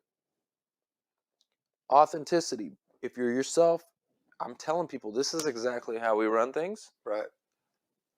And if they like it, great. I'm going to attract the people that align with me. Right. And so I think too many people in our industry try to fake it to try to be whatever they think they want them to be. Right. And that's just not how we run things. Like, I'm going to show you, hey, this is how we operate. This is what makes us different. I implement a no ghosting policy. I tell them about this. I'm like, hey, we have a no ghosting policy. Okay. What does that mean? No ghosting policy. Well, that means at any time throughout this process, if you're like, Trevor, this is not a good fit. I don't like this. It doesn't sound right. I decided to move a different direction. You just don't feel good about it. That's totally cool. As long as you clearly communicate that, just let us know so we know how to, proceed forward, right? At the same token, and I also tell them, I'm like, we're big boys. Like, we can take it. I promise we won't get offended. Right. But please let us know that. If you feel like it's not moving, just let us know. We don't have to waste time chasing you down. Yeah, exactly. No ghosting, right? I don't want to chase you down. You don't want to be pestered, and I don't want to pest you. Okay, that's the reality of it. I don't want to be blowing your phone up trying to figure out what's going on. Just tell me. Totally cool with that. But at the same token, if you feel like, hey, I like this, I love this, this sounds good, let's move forward, you feel free to tell me that too, so that we don't waste time in areas when we could just be moving forward, right? But one thing that we're not going to do is the ghosting. Please just clear communication, because when the communication breaks down, the trust breaks down. When the trust breaks down, the relationships breaks down. Done. It's done. So I won't ghost you. You don't ghost me. Are we good with that? They're like, oh yeah, like that. Like, cool. So there's things that I do, and I talk about these things in our introduction meeting, that I'm setting the tone. Right. And some people, if they don't like what they're hearing, they're not moving forward. But that's cool. They weren't for me anyways. Mm-hmm. They weren't for me. I want the people that are for me. You know what I mean? So anyways, I think that to answer your question, we do things a little bit differently. I am different. I am different in financial services from anybody else that's out there. That's for sure. Mm-hmm. We're just different. Yeah. But it's a good different. It's a good different. You know what you're getting. Let's put it that way. You know what you're getting. Definitely. Well, I guarantee I got to know you better than any of my other guests, because we got to go through your Clifton Strengths Insight Guide. I've never done that before, but I think that was fun. I hope that you got something out of it as well, that to know yourself a little bit better. Yeah. No, this was good. And I appreciate you coming out. Maybe we can do it again sometime when we have more to talk about.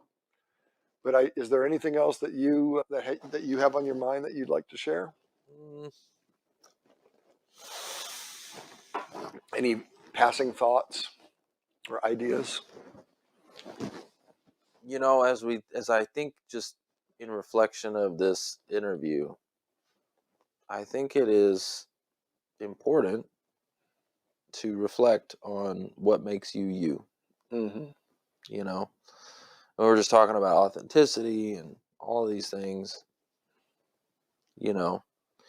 We go through so much in our life, and honestly, we change so much in our lives.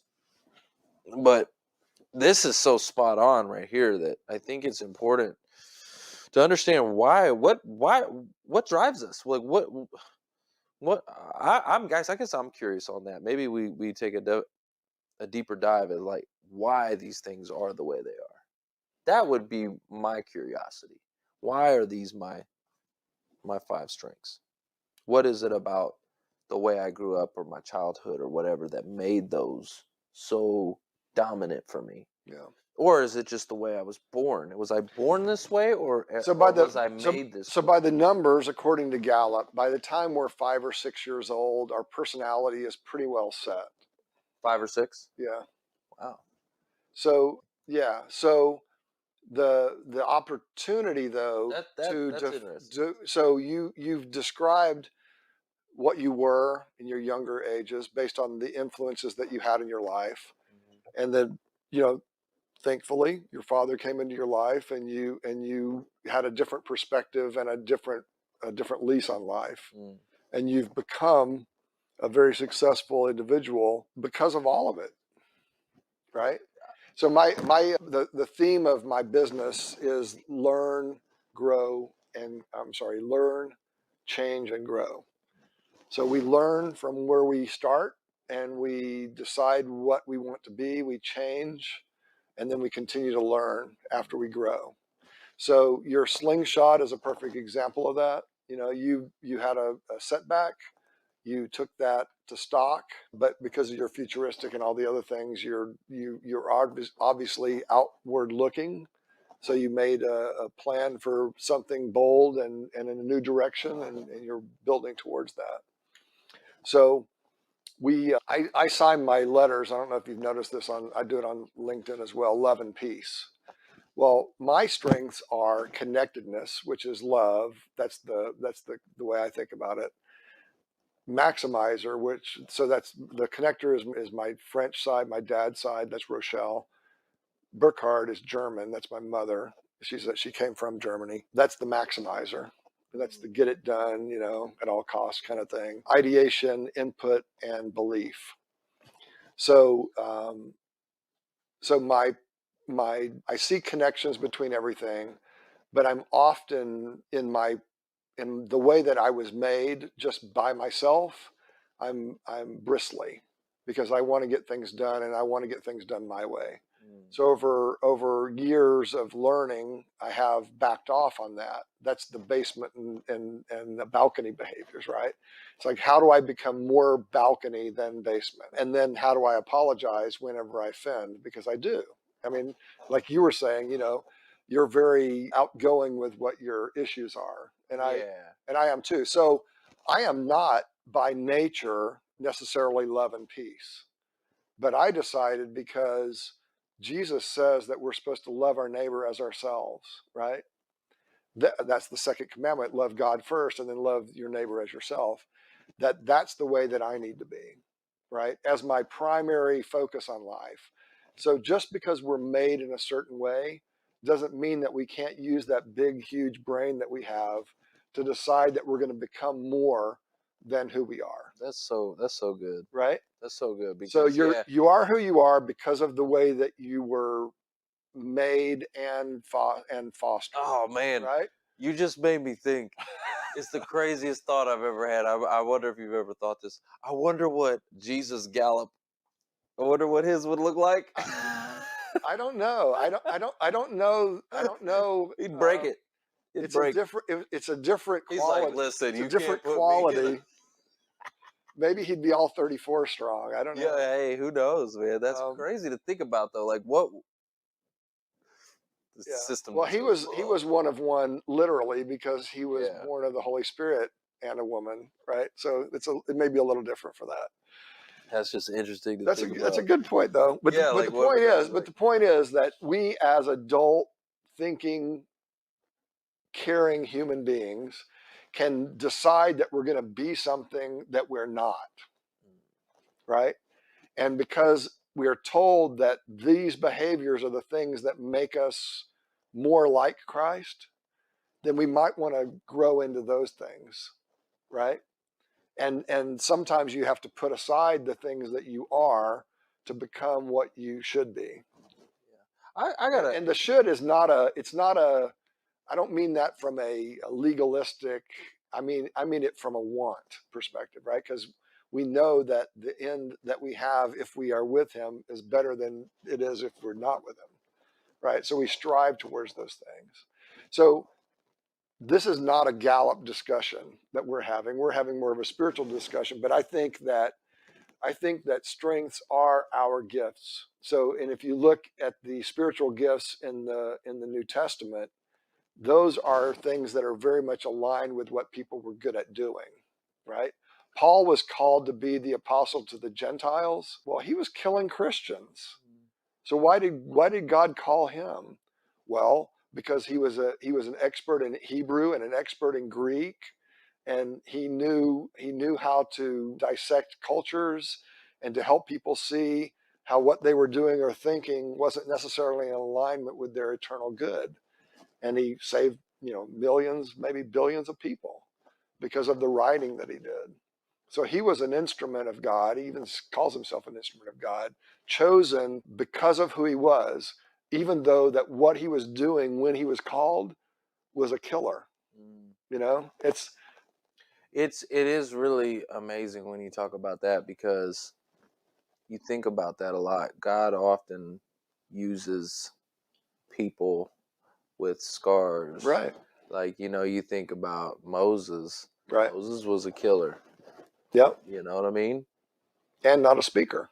And not a speaker. He used his brother. Used his brother. Yeah, Which is something that you don't hear a lot about. You don't hear about the brother so much, even though he's in it the whole time. right, Right? You always hear it's Moses was the one getting the spotlight. right, For everything. yeah. But yeah, he was a killer. And so David was a man after God's own heart. Why didn't God let him build the temple? Because he was a bloody man. yeah, But he was mightily used by God. absolutely. So we all have roles to play. Absolutely. And I think also, I know this is going to sound kind of weird, but just given the times too, back then, like, I think it's going to sound weird. Murder's murder, but it's different back then than it is today. And because, the reason why I'm saying this, more civilized. In America, Well, we are civilized today. Yes. we're much more civilized, right? And so, like Moses, right? When he killed the Egyptian, it was in defense, right? Well, he saw him Beating about up to kill or Yeah. or damage. Yeah, it wasn't in self-defense, right. but it was in defense defense of somebody else. It's just what I think about it, and I go, times back then were just more violent to begin with. Yeah. You know, you look at the medieval times and all these, like just back then, things were more violent. Yeah, to you were begin permanently with. canceled back then. It Correct. wasn't just Yeah, silence. Yeah, you don't get canceled You off weren't social taken media. off social media. Oh. No. They're like off with his head. Yeah. Like in front of public. Like, let's do this publicly. Let's kill this person in front of the whole town. Example. Yeah. So and the town is going to cheer it on. Go, yeah, kill him, and spit on you and whatever. Crazy times, right? When you think about. Yeah. And so I don't want to say murder's, like, is less severe then than it is now. I mean, it's like, but I don't know. It's just different times, different times. Definitely. And I don't know. Maybe God looks at your heart and can understand maybe why things happened the way they happened, and can still use you for good, even though you did something wrong. Well, we look at it like, everybody does something wrong just about every day. Right.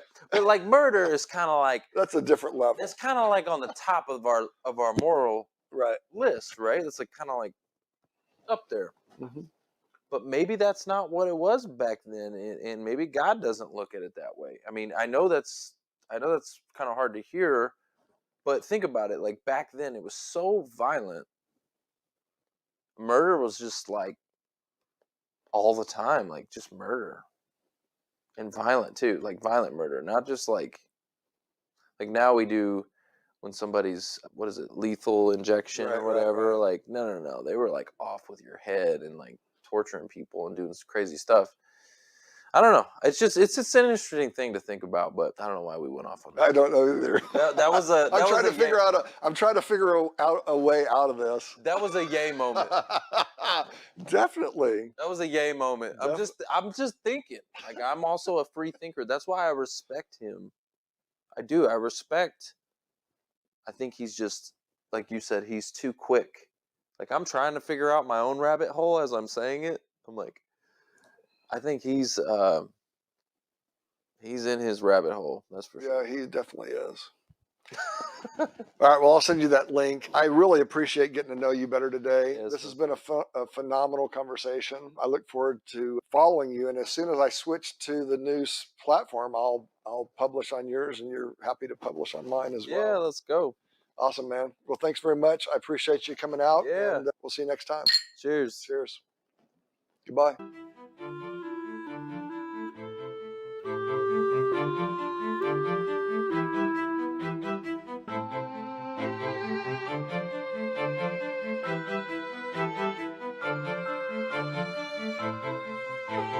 Thank you.